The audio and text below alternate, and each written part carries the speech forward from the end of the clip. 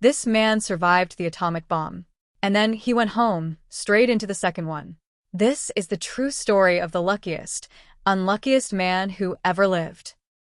To understand it, go back to 1945. The Second World War has dragged on for years.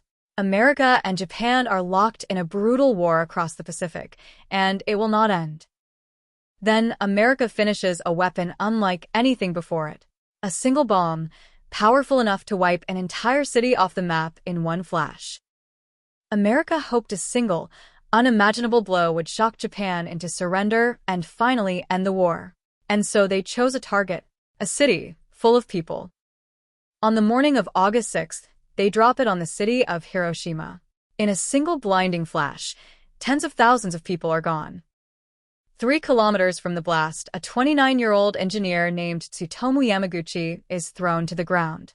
Burned, his eardrums shattered, temporarily blinded, but somehow alive. When he came to, the city he'd walked through that morning was simply gone. Tens of thousands were dead or dying around him. He sheltered through the night, then went looking for a way home.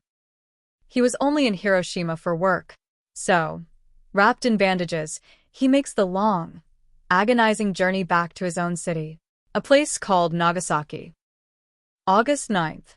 Back at work, bandaged, he tells his boss that a single bomb had destroyed Hiroshima. His boss says that's impossible. He must have lost his mind. And at that exact moment, the same white light fills the room. The second atomic bomb has just gone off over Nagasaki. Tsutomu Yamaguchi has now been at the center of both, 3 days apart.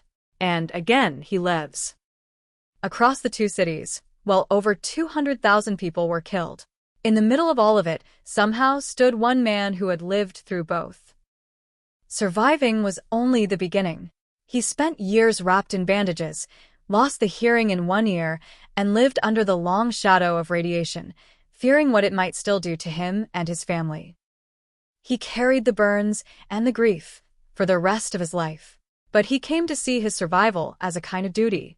My double exposure, he said, is now an official record. It can warn the young, even after I die. Around 165 people may have been in both cities. But in 2009, Yamaguchi became the only person ever officially recognized by Japan as a survivor of both atomic bombs. He lived to 93. And he spent his final years as a quiet, determined voice against nuclear weapons, pleading, even at the United Nations, for a world that would never do this again. He saw what one bomb does to a city and to a person, not once, but twice. And he spent the rest of his life making sure the rest of us would never forget. If this story moved you, subscribe. There's a new hand-drawn story every few days. I'm really glad you're here.